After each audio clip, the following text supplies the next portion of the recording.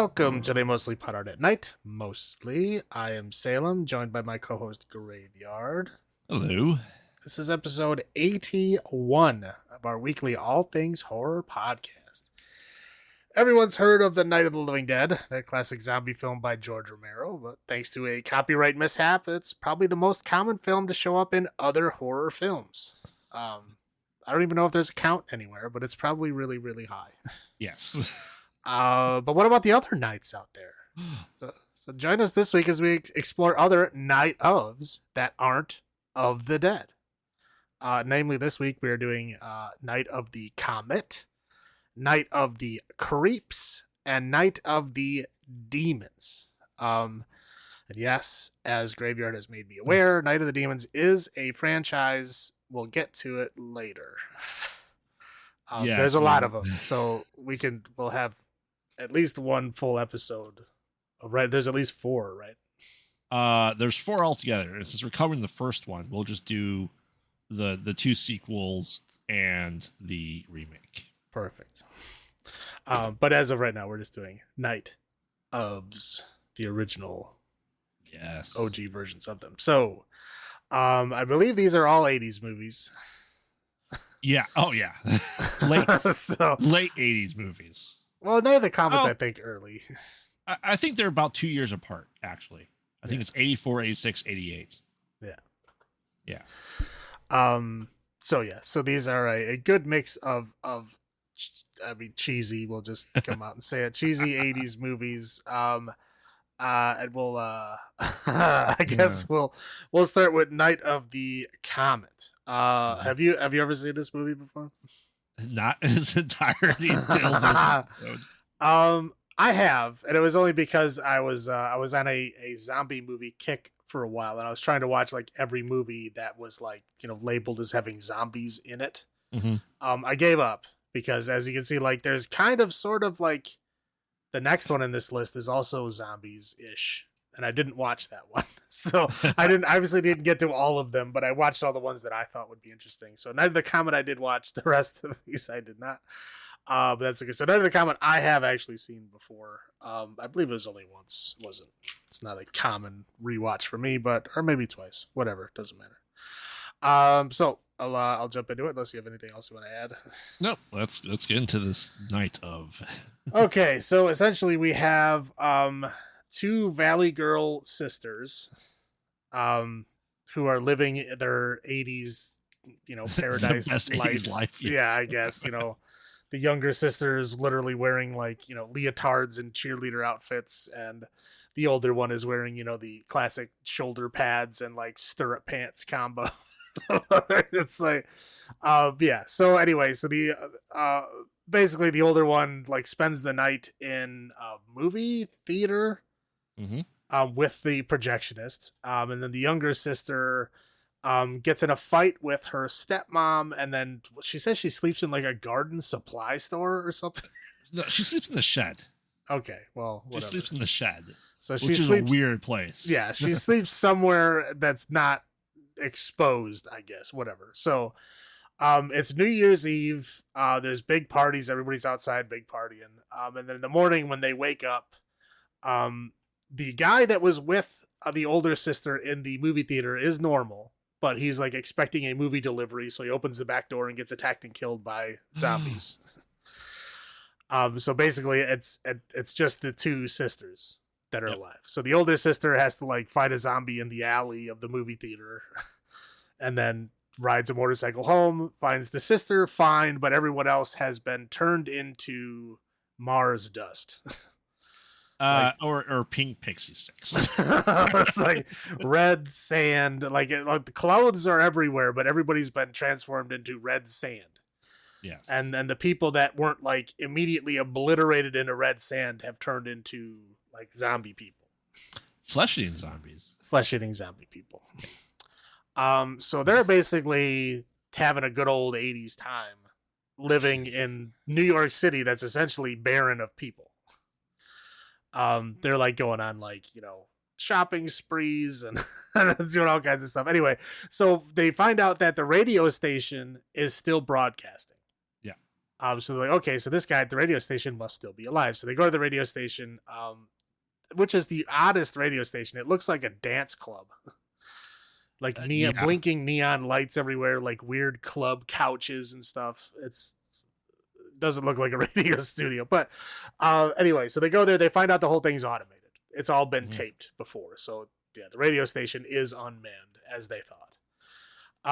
But another guy does meet them there, who is Hector, the truck driver. Yeah. Who essentially like was driving through town, was sleeping in the back of his truck, was somehow protected. He said he was with another person. We never see that other person ever. It's just a phantom, I guess. But they essentially they have a little standoff at first, because they don't know if each other are zombies or whatever. Then they figure out they're fine. And they become like a kind of like a weird little dystopian family kind of. Yeah. So where the older sister is, playing hot and cold towards him, it's like a will they, won't they kind of situation. And then but they're just kind of like having fun in the city. Yep. And it basically gets down to Hector eventually goes, hey, I got to go to, I don't know where the hell they are. Or no, they're in Los Angeles. They're not in New York. They're in Los Angeles, my mistake. So he's like, I got to go to San Diego to check on my family. My mom and my my siblings and stuff. And, they're like, they're probably dead. And he's like, you know what? You're probably right. But I got to know. Right. He's like, so I got to go check that out. I'll be back in a few days. Just, hold down the city by yourself because they haven't found anyone else. And they're like, just hold down the city by yourself. I'll be back soon. So he leaves. And they decide, they're kind of sort of like depressed now. And so they decide to go on this big, shopping spree. And they're literally like playing Cyndi Lauper's Girls Just Want to Have Fun. The mall. Well, that's Tiffany. No, they're playing Cyndi Lauper. Girls Just Want to Have Fun while they're playing Dress Up in a department store.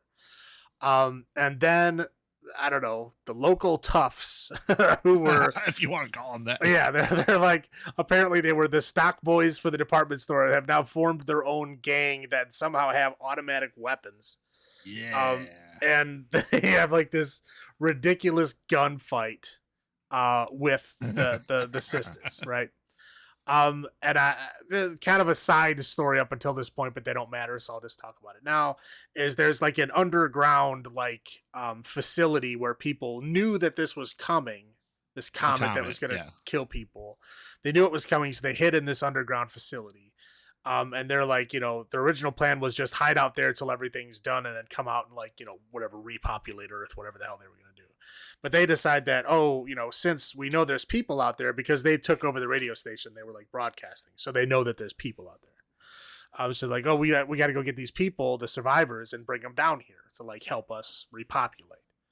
They're like, well, they're probably going to be sick anyway, but we're going to go check it out. So of course they conveniently show up to try to bring them back to their compound when they're having a gunfight with the stock boy toughs. I guess Shades. Yeah, exactly. So they're, the facility people come in their jumpsuits and they kill the tough people. And then basically they say, okay, older sister, you look okay. You're going to come with us back to the facility. Younger sister, you're just going to stay here.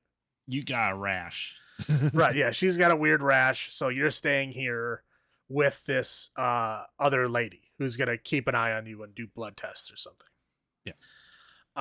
So essentially, we switch to the older sister in the underground facility. Basically, to boil it all down, they're worried that she's infected. It turns out that she's not, but it turns out that they are.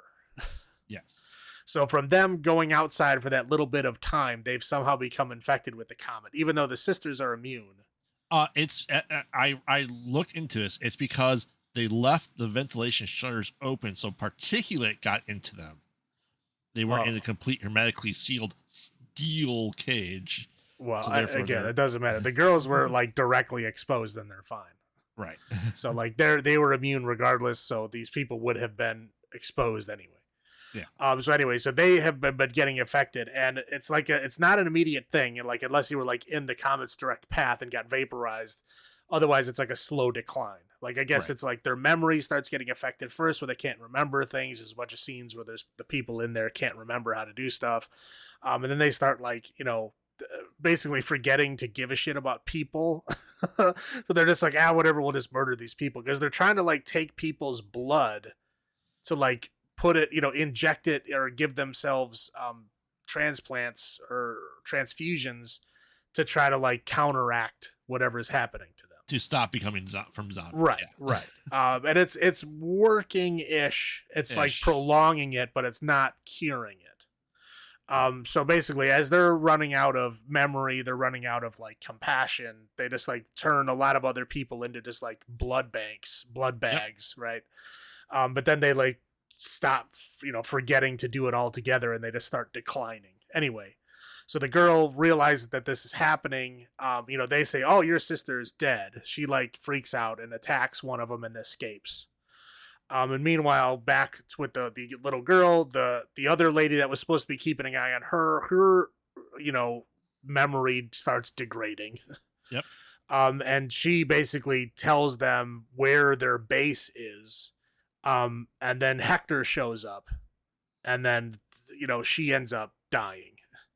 Right. But then her and Hector and the younger girl and the younger sister go, "Hey, we got to go save your older sister."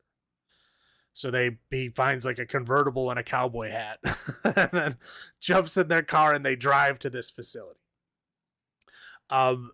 They basically trick the guard because again they're like losing their memory at this point. They're not really hard to trick.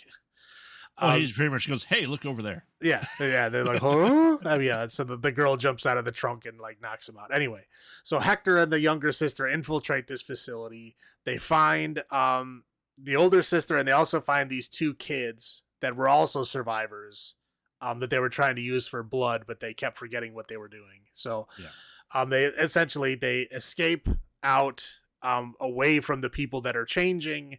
They blow up all their cars and shit. So they can't chase them. They can't do anything. So they're just going to turn into zombies in there. And then Hector, the two sisters, and the two kids go back to LA and then start living as like a bizarre family. Well, this is a bizarre family to say the least. Well, yeah, but she's like the older sister starts acting like super mom At 18. Yeah, right. Yeah, so it's but like to the other kids, and then the younger sister ends up finding some dreamy guy in a convertible. DMK. Yeah, and then they so she rides off into the sunset with her hot guy she was looking for, and then now the older sister has this generic family with Hector and the two saved children, and then that's the end. Yes, the red sky is gone. The red dust is gone. Let's be a family. End of film. El Fiend. El Fiend. So what was your first thoughts when you watched this, when you're doing your zombie? When I first watched this movie, I was like, what the fuck? I was like, it's just a bizarre movie because it's more like at the beginning of it, it's just like, hey, nobody's around, everybody's gone. Because it's not like rotting bodies. Everybody's just gone. Right.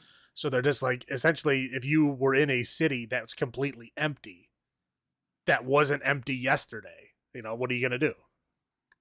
Go out and have fun and do a bunch of goofy shit. And that's essentially what they do. And they're only playing music and hanging out in stores and, again, all that shit, because obviously nothing has degraded yet. This is, right. Still just having fun in an empty city. So it's kind of bizarre. It's also kind of bizarre that the protagonists are two sisters. And that's it. Hector shows up later on, but he doesn't even really take over as the main protagonist when he shows up. No. Like they are the main protagonist, it's kind of interesting because, I don't want to say girl power, but like they are very like strong characters. Right. They're not just like, as soon as, usually movies that are like that, as soon as a man shows up, they're just like, oh, we defer to your strength, man, Yeah. like patriarchy stuff. But like in this one, they really do like maintain their strength, and not in a cheesy way, just in a fun way. The whole movie is just pretty much fun. Cheese. Yeah, there's not really, it's cheese, of course, but it's just a fun, goofy movie. It's not really, yes, there's horror elements to it, but it's not really scary in any way. Right. Like I said, I knew of this movie. I kind of knew all the major plot points, but I said I never really sat down and watched this in its entirety in one sitting. And yeah, I mean, it is the definition of cheesy 80s movies, like it hands down.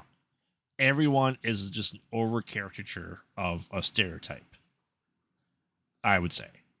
And while doing research for this is that, Joss Whedon came up with Buffy because of this movie.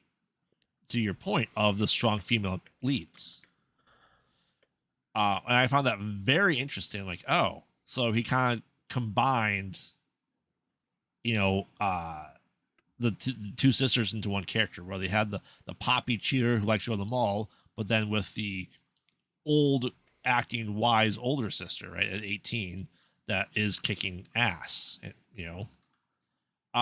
It's very interesting. I guess that's one way to not have a big cast, is just everyone turns into Mars dust. I assume you mean the real Buffy, Christy Swanson. Yes.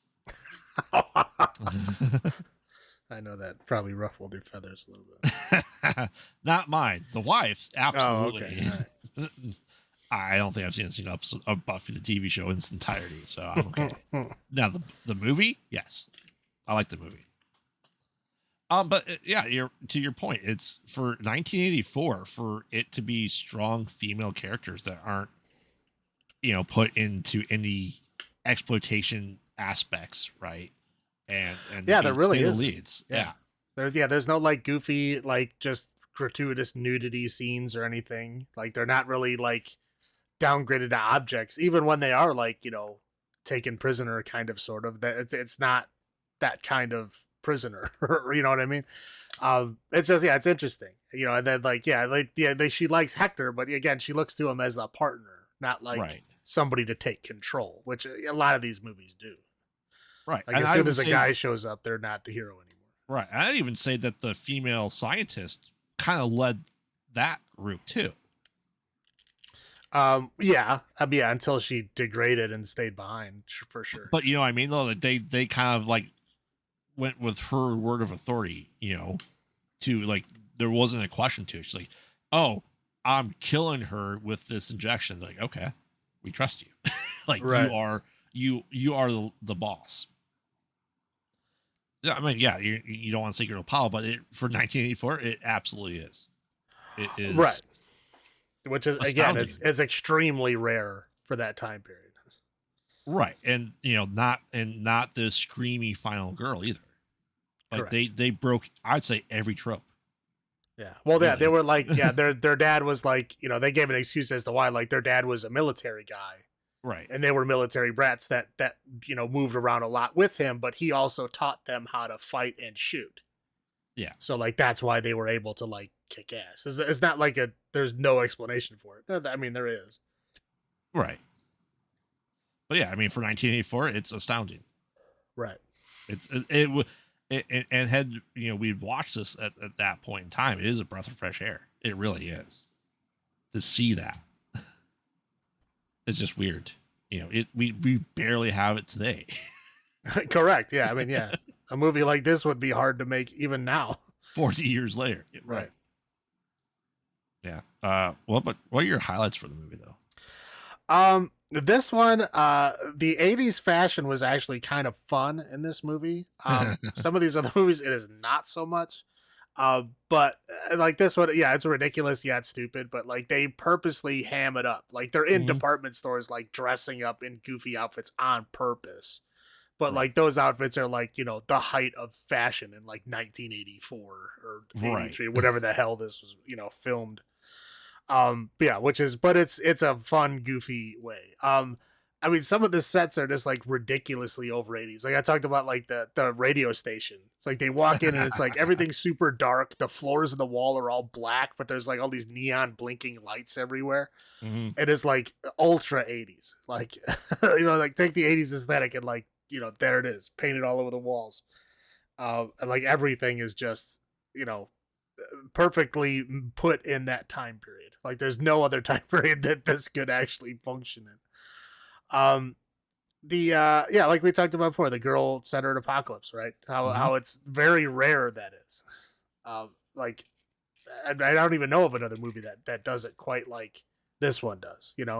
There are of course scenes in other movies, Yeah, kind of similar, but not like the main protagonist of the movie. Like that's them.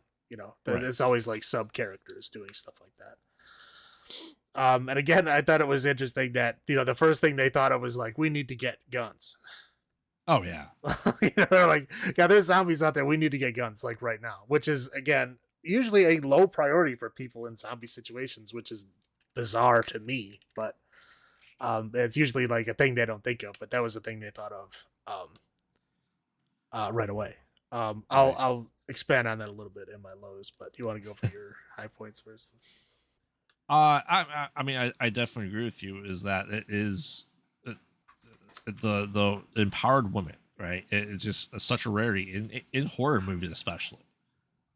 Um, I thought it was great. Tempest. I mean, I'm like, that is Tempest. Like, damn, like, is good. And I think kind of like the underlying theme that is also there that you don't really think about is it is kind of a play of Dawn of the Dead, right? Where everyone goes to the mall and stuff like that. But this heavily implies because they show the mall and everything in the radio station being completely automated. Like this is like a dystopian future where you can't tell if people are alive or not because everything's being done for us. Right. And for 1984, once again, that's a pretty big theme that I don't think a lot of people really talk about in this for this movie. Well, I think that's probably where Chopping Mall came from. Yeah, there's definitely people that were in Chopping Mall from this movie too. And that's why I correlated it too. It's just like, oh, the mall's automated. Oh, the sprinkler system's automated. Oh, the radio station's automated. So like, you never know, the laziness of humans in a horror movie with technology that is pretty in the background of this entire thing, but it's not really called upon. You know what I mean?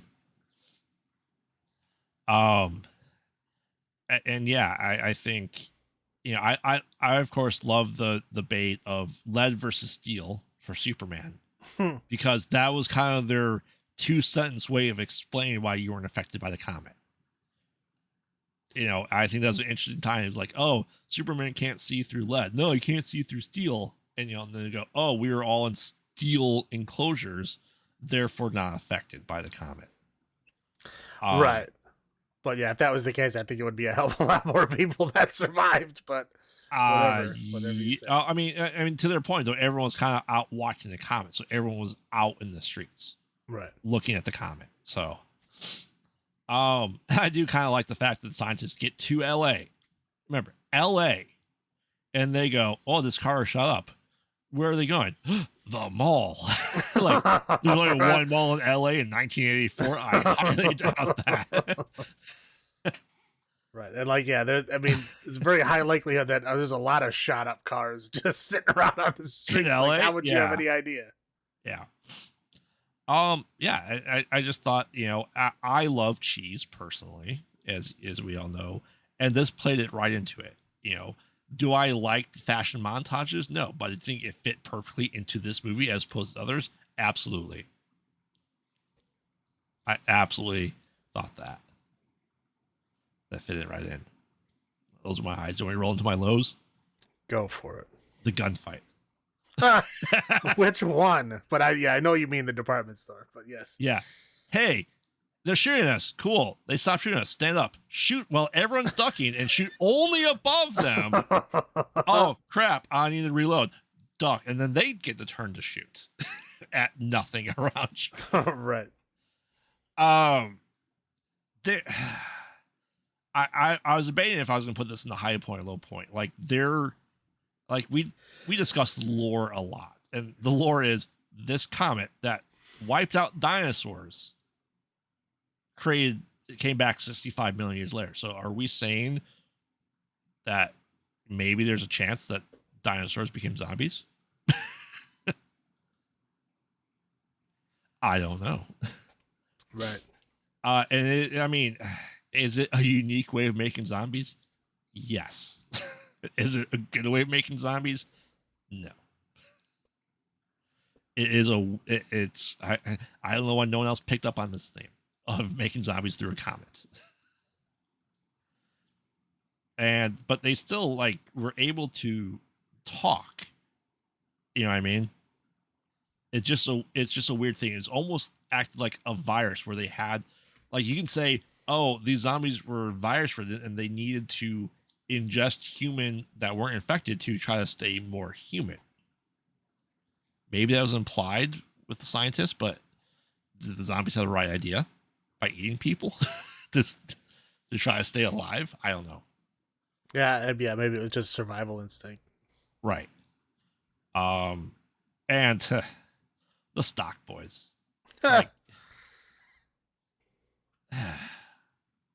for being stock boys, they sure knew the security systems. They knew everything about about them all. I'm not sure they would know all that, let alone their 6 sunglasses. That's what I got. What about you? Okay. Now, when the comet hit the storm, like the effects of that storm were horrendous. Yeah. It was like even for 1984, they were horrendous. I mean, I get it, it's a short scene, but like still, that's insane. Music for the most part is horrible.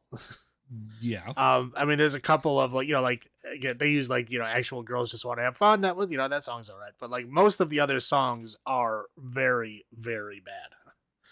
And it seems like they had one guy do the music for this, and it was like his own band that did all the songs, except for like that one. And like, because I was looking at the songs at the end, and it's like, yeah, this one guy did like all the songs. They are bad.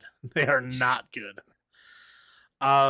Okay, I am not surprised at all that in those gunfights nobody was hitting anything, because MAC 10s are trash. They are garbage guns. Like, that's why no one uses them. They're cheap to make, that is a fact, but they can't hit shit. And do they jam as much as they do in this movie? Absolutely, okay. They do. They got that right though. Yes, they are absolute garbage guns. They're just, I don't understand why you would ever fucking use one. Because like, okay, you have like a Thompson submachine gun, right? Yeah. Tommy gun. Mm-hmm. Uses the same ammo, is like 1,000,000 times better. Why you would use a shit MAC 10 instead of one of those is beyond me. I mean, obviously MAC 10 was cheaper to make. They're probably cheaper to buy as well. But that's like, even if you look at World War II, when they had the Thompsons, right? Like, they gave them to the people on the front lines. They were expensive. But so towards the end of the war, they started giving them grease guns, which that's what they call them. They look like grease guns. They're shit, junk little guns that they gave them because they were super cheap. Right. They used the same ammo. They were super cheap. Here you go. Here's your shit grease gun. So I guess that's why. But as the why, you have your pick of guns in the entire empty city. Yes. And you choose like the shittiest guns you can. And she was purposely talking about MAC 10s. Like, oh, we need to go get us some MAC 10s. Like, no, you don't. Anything would be better than a MAC 10. Well, they mentioned these jam easily. She said that in the movie. Right. Yes, they do. They're garbage.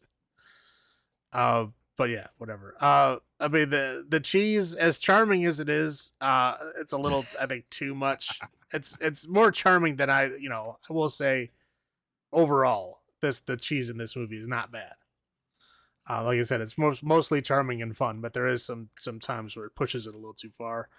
And yeah, like you said, the stock boys, I would say Willie in particular, who's like the lead stock boy, is like, man, yeah, what a shitball. But yeah, that's about all I got. So, we'll do evil transformations this week because there's a lot of them. There's at least one in every one of these movies. Oh yeah. So we'll do evil transformations out of 10. What would you give Night of the Comet? This is a tough one because haven't only really seen it its entirety once. I'm sitting there, with our scale we typically do is it rewatchable, and we know that's generally about a 7. for us. Yep. Will I ever watch this movie again? Probably not. I've seen it once in its entirety, and I'm good. I'm good. Now, they are doing a remake of this supposedly this year. Really? Yeah. I would be interested to see how they would remake it in today's kind of political climate. That'll be an interesting thing to watch. Right. So, I mean, that's going to be on our let's say quarterly recap at some point in time. But I don't know. I will give this 6 evil transformations out of 10. How about you? I think you're not far off. Again, this movie has a lot of fun stuff going for it. It's not bad in any way. I mean, it's a fun movie, especially for the time period. Mm-hmm. There are better examples for sure, but there's a lot of things going for this. That's, I think, unique to this movie. So I think it's definitely worth watching. But I'd give it a 6. We'll go with the same. I'll go the same for you. We'll do 6 evil transformations out of 10. I mean, yeah, you need to watch it once. Yeah. Once, and you're good. But right. Like I said, pretty much. Especially if you are a Buffy fan, to see where the idea, the inspiration came from. Watch it for nothing else but that too. Just because it is that refreshing breath of fresh air. You know what I mean? Yeah, I think that's what 6 is. 6 is like, it was good. I don't have to watch it again. Right. I think that's where 6 is at. 7 is like, it was good. I'll watch it again eventually. Right. And then we move up from there. But 6 is like, yeah, it was good. Yeah. I don't have to watch it again. So. All right. So we'll move on to the second night of, and that is Night of the Creeps. So Graveyard, Thrill Me. Oh, you took my line. Oh man. Before we get the recap, I mean, I can say, if you like axe murderers, aliens, slug creatures, zombies, and or Tom Atkins. I mean, who doesn't like Tom Atkins? And some poignant references to horror icons with the naming of these characters, then this movie is for you. I'm so bad with names sometimes, so I'll just straighten recap. But essentially, we have Tom Atkins, who is Tom Atkins in this movie, who acts like he doesn't want to be there. Right? He's too cool. He's too cool. He's too cool with his mustache. He's always cool with his mustache. So essentially, we get this weird introduction where all the special effects came from of aliens. An alien wearing with some container with other aliens shooting what looked like machine guns, but shooting lasers out of them, chasing them through a spaceship. And the alien ejects something onto Earth. And then we are introduced to, let's say, the B horror movie from 19 was it? It was 19 years before, 1957. Yeah, it was in the 50s. Well, yeah.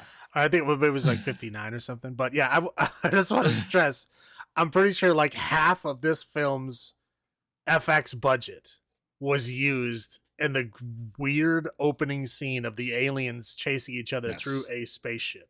Yes. It is like way overproduced for that. Maybe they got a big check at the end and they're like, oh shit, we didn't realize we had all this extra money. Let's do this crazy scene. I don't know what happened, but like, I want to say like half of their budget was used in the first 2 minutes of this film for some bizarre reason. Hands down. Yes. So it's black and white. So I'll say this right now, that the two parts of this are homages to two different eras of horror movies. The black and white one, where you have the Makeout Creek, you have the sorority house, and they're going to Makeout Point. Cops go like, "Oh, I used to date him," even though she's like 16 and he's a cop. Well, this is 1959. That's okay. I know. So anyway, they're driving. It's like, oh man, there's an APB for an axe murderer that escaped from this loony bin, and like, oh, something crashed. He saw this meteor. I'm gonna go check it out. You stay here, Susie. I will go check this out Yeah, myself. you stay here on the road where he was last seen, as the news report literally just said. Right. Genius. So he goes to investigate. Well, poor Susie gets chopped up to pieces with an axe. Her name was Pam. Pam. I just generically throw out a name. He goes and finds the canister that was ejected from the spaceship. And then, oh, look, evil slug into the mouth. Boom. end of sequence. End of sequence. Now we're in the 1986. Right. Oh man, it's the 80s. We have essentially, let's call them for what they are, two losers. Talk about all these women that, they thought there's hot shit. Like, hey, I don't know her, but she's beautiful. Hey, you, gorgeous, come over here. Right. Which worked. That did work. But for anyone's wondering, there's a guy, I think he was in other stuff in the 80s, but the main guy is Rusty from National Lampoon's European Vacation, which came out the year before. And we also, and they're him and the main woman are hitting off. The best friend is a damn good wingman. I'm gonna say that right now. He's a damn good wingman. Correct. So all that stuff kind of happens, and we get kind of introduced to she's in the sorority house, and she's like, hey, we need to do this science experiment. We're gonna put these human brains in the basement of the sorority house. Like, okay, It's sure. like anybody who has like any brain cells at all is like, wow, I wonder if that's foreshadowing. Yes. It really, really is. So they're kind of going back and forth, and they're doing the prank. They're trying to get as a pledge into this frat house to kind of impress the sorority girls. They're like, hey, go to the science lab and get a dead body and dump it on the sorority house's front step. Like, well, okay. To be fair, they said to put it on their rival fraternity's front step, but right. So they go break into this barely functional security system that they have, where the guy inputted 3 digits of his code, couldn't remember the last one. He goes make a phone call. No, okay. The better part is it was only a 2-digit code, and he couldn't remember the second digit. Anyway, he locked off the last digit. And all they had to do was go guess the next digit, which was one more number, and they did it. And they break in, and they like, oh, there's this cryo guy, and we kind of find out later on that he is the let's call him the jock boyfriend from the 50s. You see, I don't remember his name. Let's call him Moose. I don't remember. And he attacks the science guy. Call him Flat Top. Flat Top. There you go. He, they break him out there, like, oh, he moved, and they gather, running, screaming like banshees out of there. Because that phrase is said a few times. A lot of times. Yeah. And the scientist guy gets attacked, and then our Thrill Me, Tom Atkins, is just like, what are you doing there, Detective Raimi? What about you, Detective Craven? I see what you did there. It's like, well, I thought there was 2 bodies. There's only one. Can't you count the 2? 1, 2.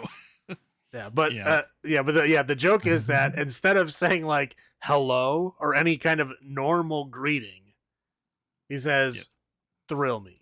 He answers phone. Thrill me. Right. Yeah. And whenever he answers the phone, whenever he enters a room, he says it all the time. Yes. And they're like, oh, that Starkey and Hutch over there. And he kept giving the duo nicknames of Rocky and Bullwinker. I don't remember the kids' names from Little Rascals. Alfalfa and Spanky. That's right. Spanky stuck the longest, I think. He's like, oh, and then kind of had like a flashback. I'll just say the story plot now is he was the boyfriend cop at the time. He hunted the guy down and killed him, and then anyway, so they escape and like, oh man, and then Okay, the decaying corpse. Yeah, the most bizarre part of this is like he's a police officer. Yes. He killed an escaped axe murderer that was in the progress of murdering someone. Yeah. He said shot there's them. like 80 pieces. Right. He shot them with a shotgun and then Buried hid them. the body. Yes. What? You're a police officer. You shot a murderer in the course of doing murder. Right. Why would you bother hiding the body? It's totally legal. Yes. And he happens to bury the body at the sorority house. That's Well, yeah. Anyway, so the zombie comes out and kind of attacks the sorority house, and like, oh man, and like head explodes. He's like, oh, looks like he was chopped in half with an axe. Like, it's him. Sure, why not? But anyway, anytime the thing explodes, the creatures explode, more leeches or slugs or slithers come out. And like the frat guys go to the guy like, oh man, you weren't supposed to do it at their house. You messed up. And they, trip the crippled guy. Right. I'm so cool. Classy move. Like, dude, there's like 100 people watching you and you knock out the crutches from a crippled dude. Yeah. Who is ever going to take your side again? I don't care who you are. Yeah. So anyway, Tom Atkins arrests those guys, and we get the janitor like, they were screaming like banshees. Ha ha ha ha. Banshees. And like, oh man, like, oh, and he kind of gave the backstory. Eventually then the best wingman in the world has to go to the bathroom as they're walking this woman home. And he's like, oh man, I gotta take a massive shit. And it's like, has matches on him for some reason.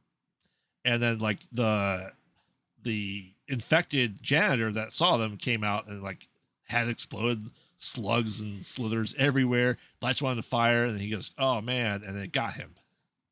Anyway, the guy comes home and he's like left a note for him, or like a tape recorder saying, I'm turning into a zombie.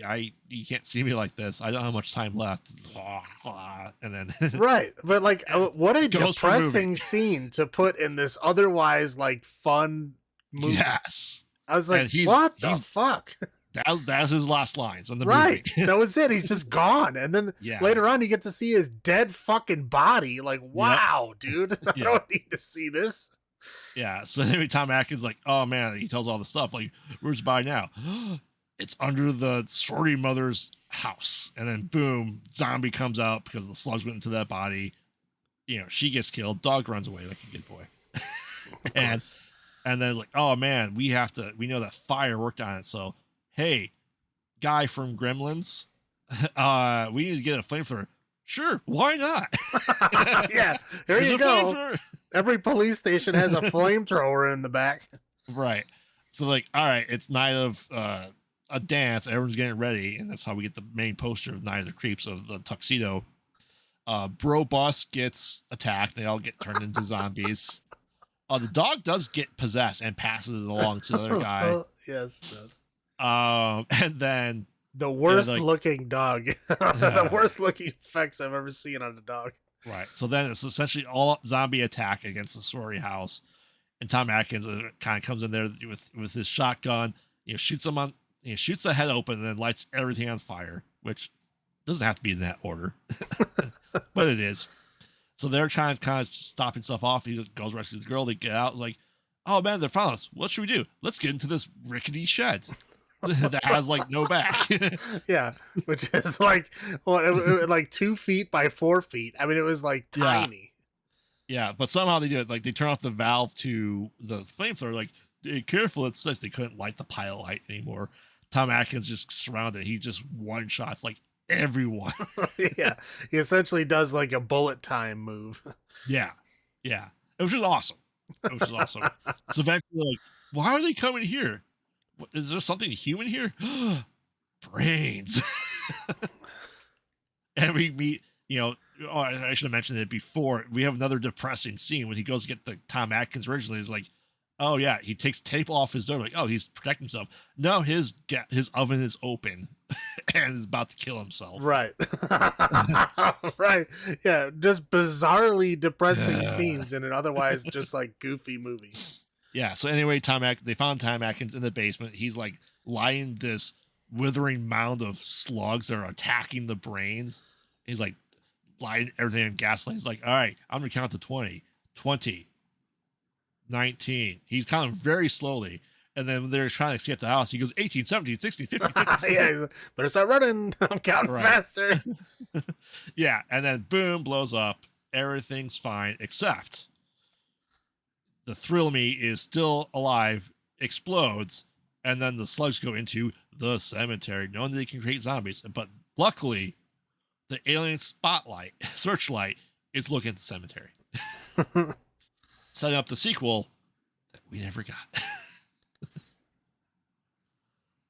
Oh man, I'll just go to my first thoughts and rewatches. Like I had seen this before, I forgot how stupid fun time this movie was. Like all these are kind of classified as comedies or black comedies for a lot of this stuff, but man, like Tom Atkins is Tom Atkins. He was fantastic in it. I'd love to talk to him before he dies. He's old. But I'm like, yeah, it's like this is like a little bit of everything. Axe murder, like I said, axe murders, zombies, slugs, aliens, everything you potentially want. And I can see why a lot of people love this movie, but I don't think it's as big as a hit as most people think it is, or it's not as big as it should be. Well, yeah, it's like cult classic famous. So like the people that know about it love it, but it's not a well known. Right. But yeah, I thought it was a fun time. It was a great time watching this movie. I loved it. What about you? Your first watches or rewatches? Yeah, I mean, I've obviously seen bits and pieces of it. Like I was familiar with the movie, but I'd never watched it. I've never turned it on to watch it. It wasn't something that really appealed to me. But I gotta say, it was cheesy. But it's charming. Right? Yes. It's a fun, goofy, just there's cheese in it, but it's not like the kind of cheese that I hate. It's done well. It's a fun movie overall. Yeah. I'll start with my highlights. As I said, it's like the 50s homage was perfect. I felt like they captured the makeout point, the creature features of like it came from the back seat type thing, right? You know, just always the splatter across the screen. And I thought it did it perfectly. I thought it did the 80s horror movie tropes perfectly too. And I said, is it cheesy? Yes. But did they reference, they said Night of the Living Dead. But they did reference with all the other big horror names as characters' last names, which it was a good way to do it without saying, haha, you should watch Evil Dead, and like explicitly saying that. As what was the other movie that we watched? That was it Killing Machine? Yeah. That had like all the weird like director names. Yes, it was. Yeah. But this movie did it better. No, yeah, I'm not I'm not disputing that. I'm just trying to remember the other movie that did the same thing. Yeah. Tom Atkins, delight as always. Yeah, for sure. And I think that's kind of like what most people know is the Thrill Me. Thrill Me. I said it knew what it was, and it played into it really well. It knew it was a schlocky movie. Like I said, it has a little bit of everything. I mean, those are my major highlights. What about you? Yeah. No, I mean, yeah, overall it was a fun movie. I did like the 50s intro. Mm-hmm. You know how they literally did it in like black and white, and how everybody was like over characterizing like the 50s stereotypes, like over the top, like how those movies were then, you know? Yeah. Like how they were like way over the top, like pushing these ultra cliches all the time, which is what they did. You know, just completely like fucking clueless. Like, oh yeah, there's an escaped convict that's gonna kill you. Literally, the news report said he's on this road heading this way. Right. You'll be fine in the car by yourself. I'm gonna go into the woods to look for something. Right. Like that's about the intelligence that those movies had. But you know, in the 50s, you get away with that because that was still new at that point in time. Yeah. But it was a goofy, fun intro. You know, it was you know, it ended. You know, it left before it overstayed its welcome. Yeah. But yeah, like you said, Tom Atkins was fucking great. I mean, Thrill Me was like, I laughed every time. He said it a lot, and I laughed every time. The old lady, like the house mother, was watching Plan 9 from Outer Space, Yeah, she was. which I thought was fucking hilarious because it's basically like the same fucking plot, Right. only done better in this, obviously, because Ed Wood had no money. Yeah. I mean, the FX were, I mean, cheesy and not necessarily good, but some of it was, they did a good job at what they had. It was fun. You know, they did, yeah, the zombies were done well, I think. Oh, absolutely. I don't know how they did the slugs on the ground, but they looked realistic. I'm sure it was just like they put like Jello on a string and pulled it or something and then sped it up. I'm sure it was something stupid like that, but it looked fun. It looked, you know, right. Had the right, you know, exactly what they were looking for. But like I said, it's cheesy, which I generally don't like. But again, this cheesy was, it had charm to it. You know, it really was just a fun movie. You know, I mean, tongue in cheek for sure, but it was just fun. It was enough cheese to make it fun and goofy, but not enough to like, you know, push it over the edge to like, you know, again, that stuff really didn't happen until later where they start calling out, you know, other movies. And I mean, I guess they did a little bit with the director's name, but it's not super obvious unless you know a lot about the horror genre. Right. But yeah, but still fun. But yeah, Thrill Me was great. But I'll roll into my low points here, and then you can take over. Those fucking alien suits, dear God, you could tell it was just little people in those suits, and the suits, they had one facial expression, and for some reason they chose like pure anger or like disgust. That was the only two facial features that they had, because there was like what, 3 suits maybe. Yes. Yeah, that was that their faces were frozen in a mask of either pure hatred or utter disgust. I will call it the Rambo shooting the gun face. Yeah, that's that. I give you that.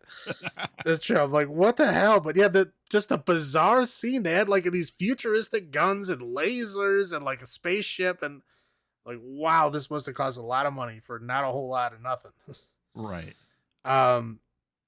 Okay, yeah, the Bradster. Holy shit.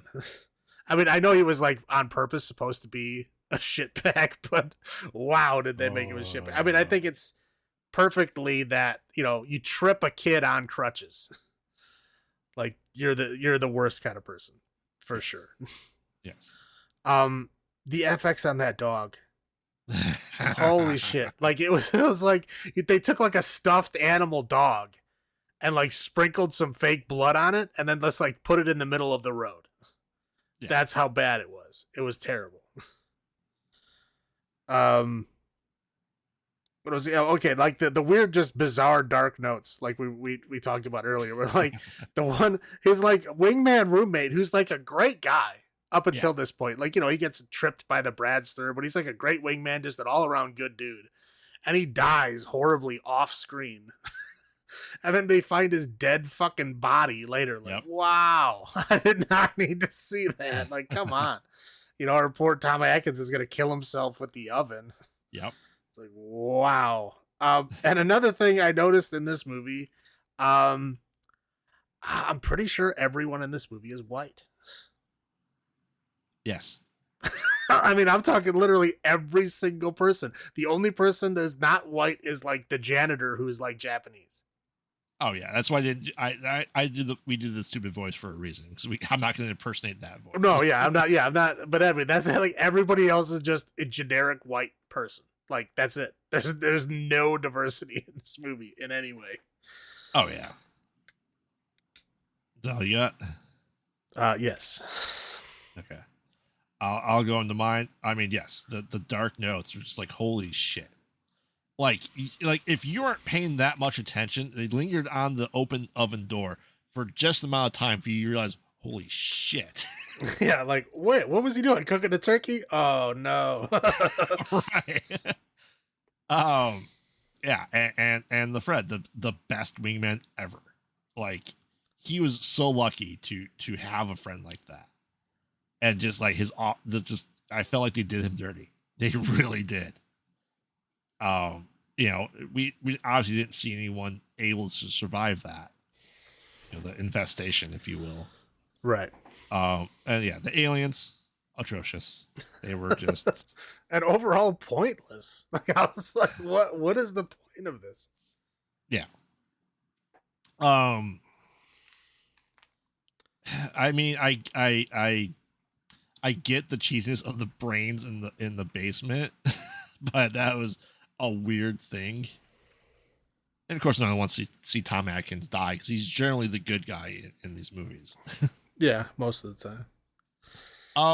And I will say that, like, it did so badly in the box office. They had a potential sequel. Like, they had the slugs going into the cemetery. I'm like, I really wanted a sequel. I really want a sequel for this because I think it took the 50s schlock and did it well. I think it took the 80s schlock and did it well.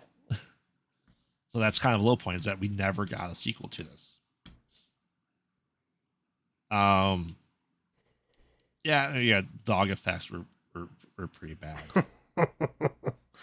I said most of the other effects were okay. Just that for whatever reason, that dog, it was like they used all the money to fucking make that goddamn spaceship, and Yeah. they couldn't make a better looking fucking dog. Right. Oh, those are my low points. I don't really have many. All right, so Night of the Creeps. How many evil transformations out of 10? Or do you want me to go first? You go first. This one is it's interesting. I liked it a lot, but I don't know if I want to watch it again. Yeah. I don't know. I'll give it a 6.5. 6.5 evil transformations out of 10. I absolutely love this movie now. This is something that needs to be on repeat in my house because the tongue in cheek is there, the cheesiness is there without being as meta as people are just throwing out. You know, we got to the point with movies like they just literally just list movies in like a sentence. Right. But it is a cheesy, schlocky good time. It's hilarious. It is everything I want from like a cheesy 80s movie without it trying to be a cheesy 80s movie. Like, it did it perfectly. We discussed how it's hard to do it well, and they did it perfectly, in my opinion. I will go to 8.5 actually for this because I love the cheesiness of it. And Tom Atkins. Of course. Of course. All right. All right. So the third movie here is Night of the Demons. Which was the third in the was that what 88 you said or 87? 88, yeah. Okay, I'll dive in to Night of the Demons here. I mean, there's not a whole lot to this one. Plot point wise, no. There really isn't a lot going on. It's basically a bunch of like high school kids who all get invited to a big Halloween party at a haunted house. Kind of like an abandoned haunted house thrown by, of course, the goth girl in the class, who everybody thinks is weird, but she apparently has a best friend who's like, I don't know, ultra kind of like poppy, bubbly, like nymphomaniac, I guess, played by Linnea Quigley. I mean, yeah, she's the absolute treasure of 80s people. Right. So we get, Angela, the goth girl who's throwing the party, her best friend, like, I think her name was like Suzanne, I think. Something like that, yeah. Anyway, so then we get like the oddball people. We get like Stooge, the fat punk, the black guy who doesn't really have any personality other than being the black guy. Hey, his dad was a preacher too. Okay, Right. And then okay, yeah, he only plays the black guy, but he is arguably the smartest person in this movie. oh, hands down, hands down, For sure. He's Stooge like, is the dumbest. nope. Oh yeah. And then they have some girl with them who I'm guessing is like a punkish kind of girl. Mhm. And she's like basically the first one to get like terrified of everything that happens. Right. Then we get like good girl Alice. I don't remember what her name is, but she's dressed as Alice from Alice in Wonderland, so I'll just call her Alice. Her like kind of shitty bro boyfriend. Khakis and sweater tied. Right, yeah, typical kind of frat boy bro guy. Is like her boyfriend. And then like some other guy named Sal who's like also trying to hit on her and like bribes her little brother to tell him where the party is so that he can go too. He's not invited, but he ends up going anyway. I think that's it, right?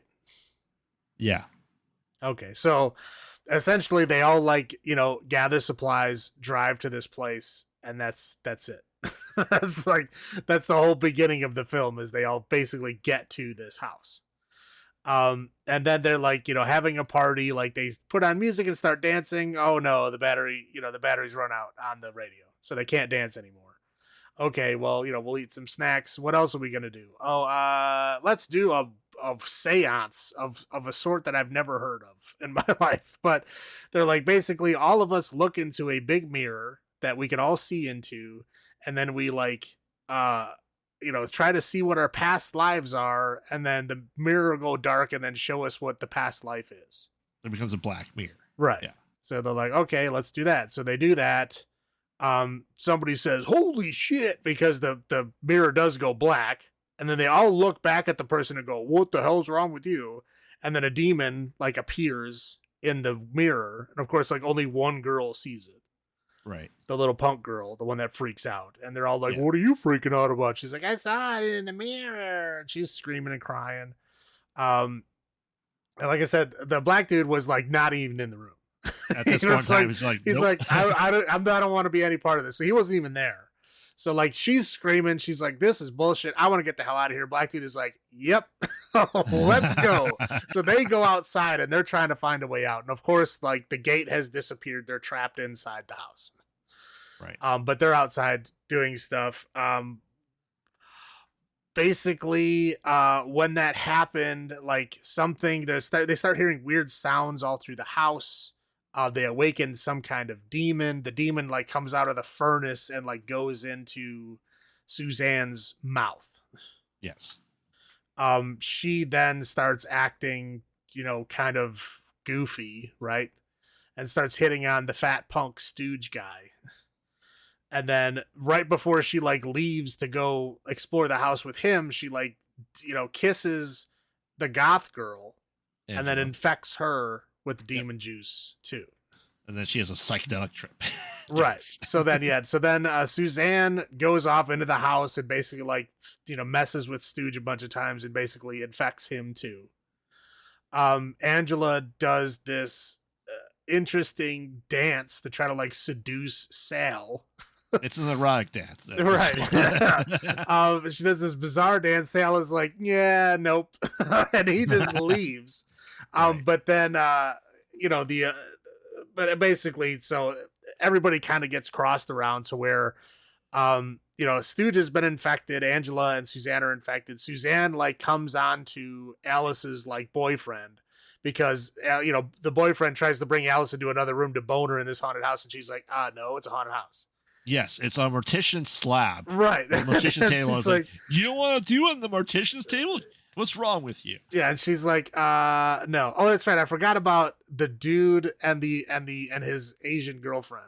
That dude in the coffin? Yeah, I forgot about them. They don't matter, but again, there's a scene that.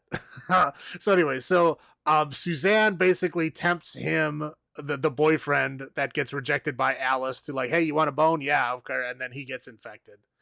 And then the guy that's dressed as a doctor and his Asian girlfriend go to bone in a coffin. Yep. And then as they're boning in a coffin, Stooge attacks them and rips the one guy's arm off. twists her head around. And twists her head around, and they both get infected. And so then basically it's Alice, a black dude, and then the one punk girl. The punk girl ends up dying somehow. I don't remember. But anyway, so they're chasing them all around the house. The black dude is outside. Alice like eventually gets to like this balcony where she like falls down and gets out of the house. They kind of find out, oh, there's like this wall here. Let's try to climb the wall, which is like covered in barbed wire. Right. As they're climbing, going over the barbed wire, they get all cut up and stuff. But anyway, so Alice and the black dude end up getting out of the house in time, because I guess if they would have stayed there overnight, they would have became demons too or something. Right. And that's essentially it. There's a lot of bizarre fucking scenes in this movie of like the crematorium. The crematorium where there's like like a monster in there where they're getting trapped, and like Angela, the goth girl, and Stooge are like trying to break into the basement. There's a scene where Linnea Quigley pushes lipstick inside of her weird fake breasts that she has. Yep. Through her nipple. Yeah, through a nipple. I mean, it's like there's a bunch of weird, bizarre scenes that are mainly just like demon flavoring, yes, to show you that these are bad, evil demons that are trying to kill and hurt and do weird things. Like she ends up like putting like a big heart on her face with like lipstick and goofy stuff, but essentially just like a bunch of like scare gags with demons. Because once they turn into demons, they get like the makeup, they look like evil people. Yeah, I mean, the idea is they're trying to just drive them crazy. Right, yeah. So they're just trying to drive them crazy. They're trying to infect them, and they're trying to keep them in the house overnight, because then they like join them in their hell or whatever. Right. But there's an underground stream under the outer wall that if they go over it, then the demons can't cross that stream. Right. Not really explained why, but... Yeah, you can't forget the old man who put razor blades in the apples, and then his wife ended up baking them a pie with razor blades still intact, and he sliced his throats open. Like, I don't know how the fuck you don't find razor blades cutting the pie open, but I guess her face afterwards means she, like, did it on fucking purpose, but... Yeah, because her husband was being a roving douchebag and was putting razor blades in the apples. Yes. But yeah, that's essentially it. I mean, there's a lot more stuff that happens in the movie, but it's all,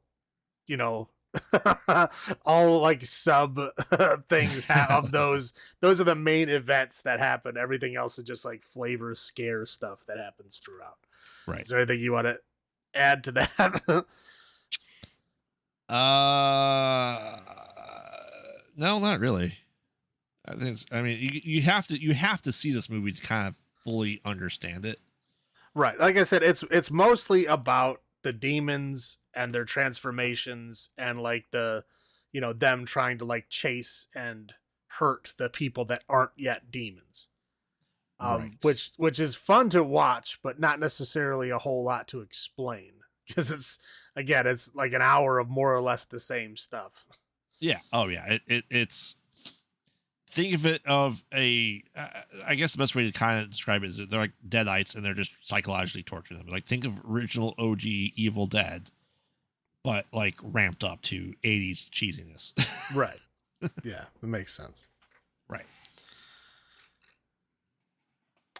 So that's it. So you want me to go into my high points? What I mean, have you seen this movie before? What was your first thoughts if you haven't seen this? I have not seen it before. I mean, I knew of it. I'd heard of it. I'd seen clips, but I've never watched it all the way through. I mean, it's fun. Yeah.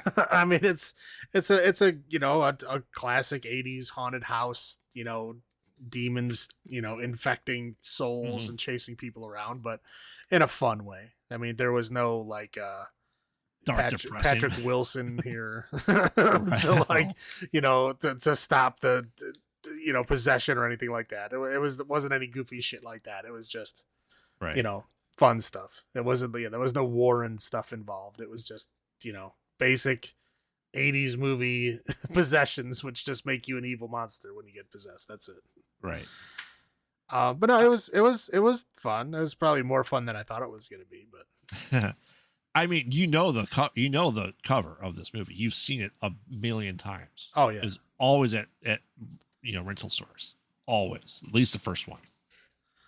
Yeah, no, I don't remember seeing the other ones, but the first one for sure. So yeah, Oh, I knew that cover for years before I ever watched it. right. I mean, it's a classic cover. It's Angela as a demon. Yeah. I mean, that's really what it is. Um, for me, I remember watching this year. I think it was probably like Billy Bob's Driving at some point in time when they did the Halloween stuff. But it was probably, I don't know, about 10 years ago that I sat down and was able to get all of the movies and watch the entire franchise. And I've seen this a number of times now since. And like I said, it's a campier Evil Dead, which, I love Evil Dead, but like it's a campy good time. I really enjoy this movie. I think it's fun. I think it's stupid. I think it's just, I love the franchise too. I think it's an underappreciated franchise. Well, we'll find out at some point. Yes. Do you want to go first with your highlights though? Sure. Okay. Okay. One is a very underrepresented group in most of these like 80s movies is fat punks. Yes. Now, this is probably the only movie I know of that has a fat punk in it. And there's a lot of punks, or like, as we say, quote unquote 80s movie punks, right? Yes. There's lots of those, but there's like no such thing as a fat punk, and Stooge is a fat punk, and he's beautiful. Yeah. And I'm very happy that Stooge is in this movie. He's very annoying and shitty, but like that's how punks are in real life sometimes. So like, you just gotta roll with it. Right. But I thought Stooge was great. Now, Angela's dance scene was great because if you've ever seen goth people dance, that is how they dance. They do this bizarrely weird, interpretive, goofy dance stuff, and they always dance to a song that's very inappropriate to what they're dancing to. And I can't think of a better representation than a goth girl trying to do a sexy dance to Bauhaus's Stigmata Martyr, which is not a sexy song. There's literally like the middle section of the song is like Peter Murphy literally just screaming like the Latin from a Catholic mass. Yes. It's bizarre. Like, but again, that is what a goth person would try to be sexy too. And it's a genre that I have, or a subculture I have had some contact with. So it is a correct interpretation of them, and I thought it was great. I thought it was awesome. Right. Again, the effects in this movie I thought were pretty fun. The masks and stuff like that. I mean, some of it was goofy. The lipstick and the nipple thing. I still don't know what the hell the point of that was. But like, cause when you're looking at the scene, she's very obviously wearing a like prosthetic fake chest. Yes. And I was like, and she's like coloring weird spirals on it. I'm like, okay, maybe like she didn't want to put the lipstick on her skin. Like, I guess that could be hard to get out or something, right? I don't know. Why are they doing that? And then like bloop on the nipple. I'm like, what the fuck is that? Never mentioned again. Doesn't it like have any bearing on anything later? It's very odd. But fun, I guess. Yeah. And in this movie, and again, the black guy survives, which is rare for an 80s movie. And also, again, he is the smartest guy in the whole movie. Like, he's like, oh, you guys are doing weird seance shit? I'm out. Right. He walks away like, nope. As soon as shit starts going down, he's like, I'm out. See you fucking later. I'm getting the hell out of here. And even when he can't get out, he can't find the gate. Does he go back in the house? Nope. No. He sits in a fucking car outside. He's like, I'm not going back in there. Again, he's like the only person that has any intelligence in this whole movie. It was great. So I like that stuff. What about you? What are your high points? I mean, I completely agree with Angela being the goth. That is very accurate. And if you looked at Stooges radio, they had like legit punk bands on there, like not just random stuff. It's like actually 80s punk. Yeah, no, that was, yeah, for sure. Like I said, they had like a Bauhaus song in the movies. They were using like legit music for sure. Well, and like one of the stickers is TSOL. Like, I, that's a deep cut. Right. You know what I mean? I mean, maybe not then. I don't remember I wasn't part of the punk scene in 1988 when this came out because I was 4.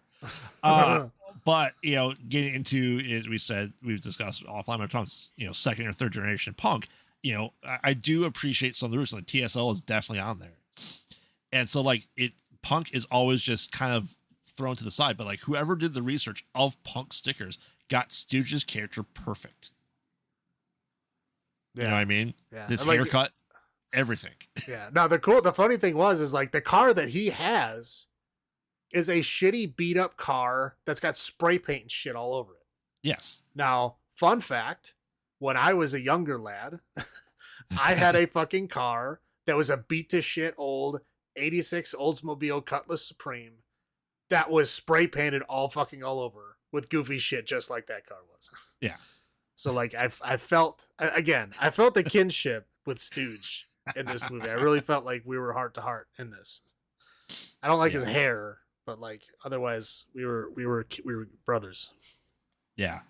And you know, I thought, you know, I thought it was very interesting that they actually went to his Hull house and like, let's go to this old mortuary / crematorium and have a seance. Like, anyone that's ever seen a horror movie would be like, no. And the black guy's just like, nope. I'm out. Nope. And when they're doing the seance, you watch him. He's not even looking at the mirror. He is looking the other fucking way. He's like, nope, I'm not even going to be a part of this. Yeah. The only one with any intelligence, for sure. Yeah. And, you know, they kind of held true to the Deadite zombie / demon thing. Where even if you just like, you don't have to get killed to become one. You can just get infected and it still works, right? It's an evil transference that continues with the host that continues down that line. And like I said, it is a fun romp. It is, you get so many things right. And yeah, you're right. There's a lot, the special effects are pretty good, but yeah, it's just like the what the fuck moments stick with you. Okay, and just to be fair, I know I referred to him as Black Guy through the whole episode. His name was Roger. Yes. So Raj. I want to stress that. Yes, his name was Roger. Yes, I referred to him as Black Guy. I apologize, Roger. Your name. They call him Raj a lot, but yeah, he was definitely the smartest character, hands down. I'll roll into my low points. As someone who is kind of doing stuff with low budget movies, I mean, I wish I could get Jim Henson to do the demon head for me. You know what I mean? Like, it is like Jim Henson puppet.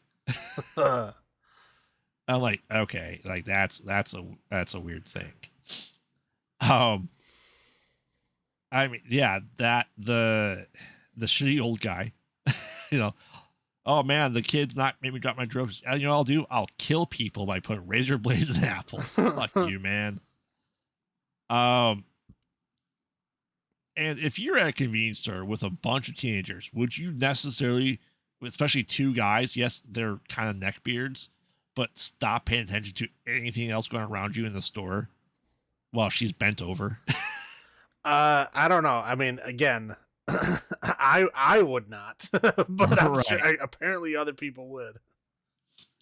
And I think we've said this before. I stop normalizing little brothers looking at their big sisters change and get naked. Okay. Yeah. Bizarre, dude. Bizarre. And I'm watching this. I'm like, that's never, when I was growing up, never once crossed my mind as something to do. Like, no, it's gross. But like, that's still the thing. Like, I don't get it. You know, and let's face it, self-threatening the kids. Like, here, man, here's a quarter. Tell me where they're going. A quarter? Yeah. I'm gonna give him $1. The kid's like 13. He asked more than $1. Yeah, I mean, like, come on, man. And knowing that this is an old mortuary / crematorium, boning in a coffee and trying to bone on the coroner's slab, the metal slab that has the lines for the blood to drain down to. No, I don't care. No. I don't care how old you are, how horny you are. No. Those are my low. Oh, sorry. And and the last scene of the demons trying to get to the people, you can tell one guy didn't want to do the makeup for the special effects. One guy. Yeah, Or the like, guy has, that like, got his arm ripped off, he was just not wearing anything. right. He's like, everyone else has like these prosthetics, the yellow contacts, and all this stuff. And he goes, "No, I'm good." Guys, I'm allergic to latex. Right. And like, so they see you're the a entire demon. scene, and there's just the one guy just blatantly stands out. Yeah, he's like, hi guys. Right. Those are my low points. How about you? Okay, now I will say in this movie, the fashion is horrendous. Yeah. Okay, aside from like Angela was great and Stooge was great, but everybody else's fashion sense was horrendous. Now there's a weird thing that I noticed in this movie. Like, I don't think they paid their Foley artists very well, because the sound effects in this movie are like bizarrely bad, like really weird, like mistimed, mismatched. Like, I just was noticing it. Like, the voices and everything were okay, but like the sound effects were very odd. And I was like, I noticed it a lot throughout the movie. I was like, they must have like got like bargain basement Foley artists or something.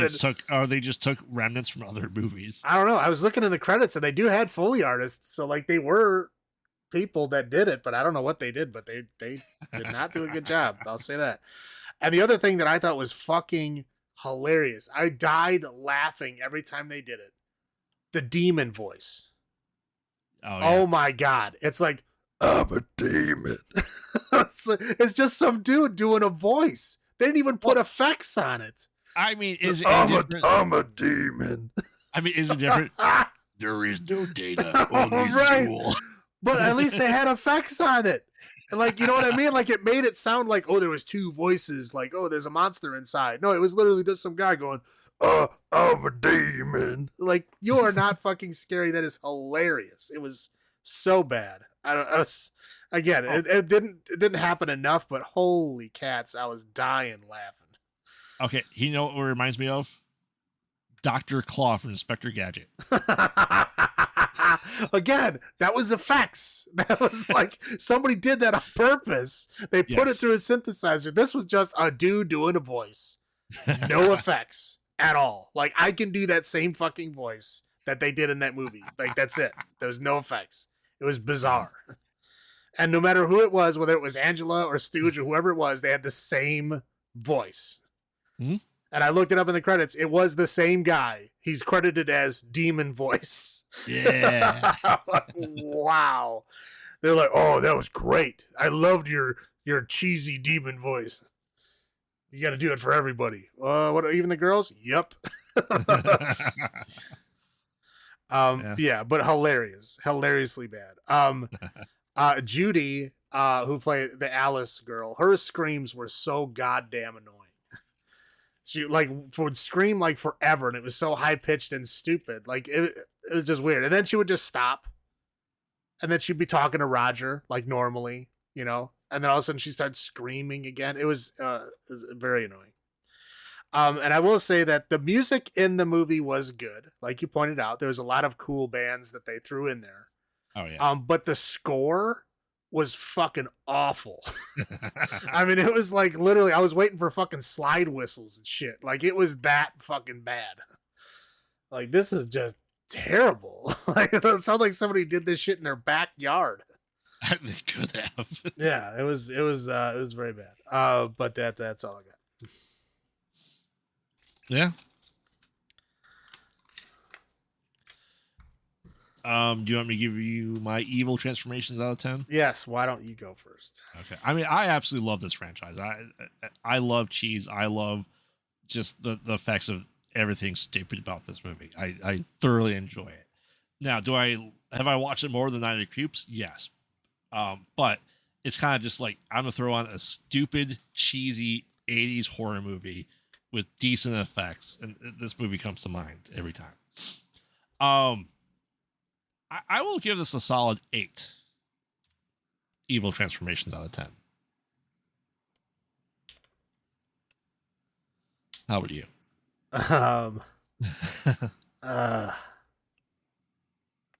I'll go I don't know.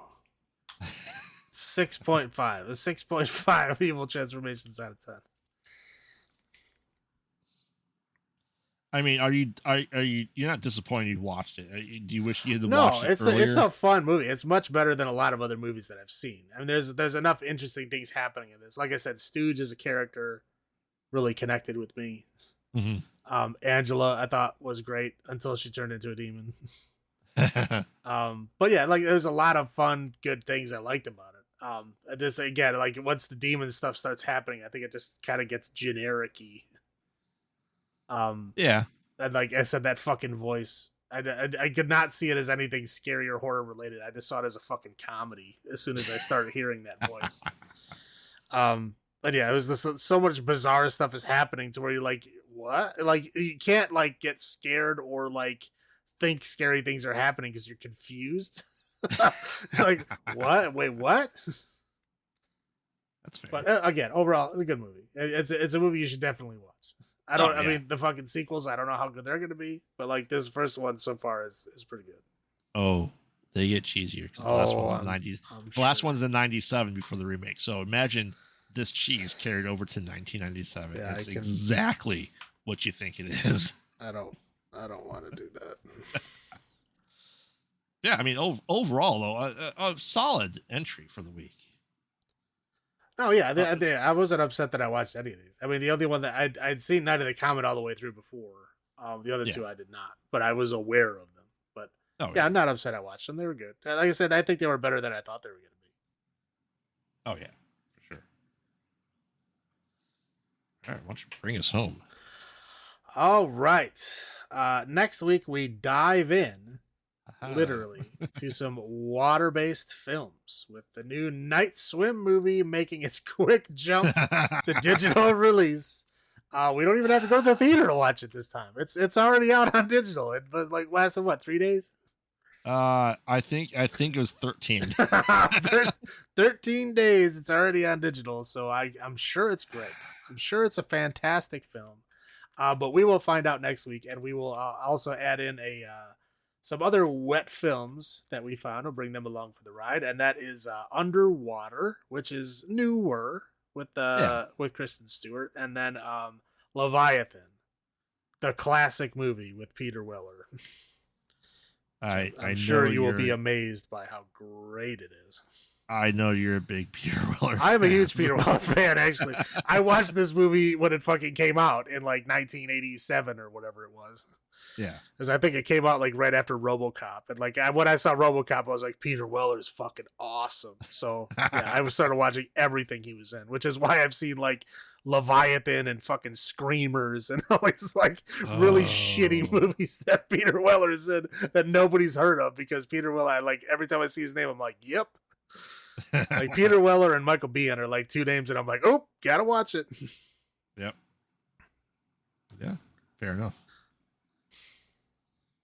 Okay, so that's next week, and remember, we watch bad movies so you don't have to. And this has been Graveyard saying, have you checked on the children? This is Salem saying, long live the new flesh. Good night. Good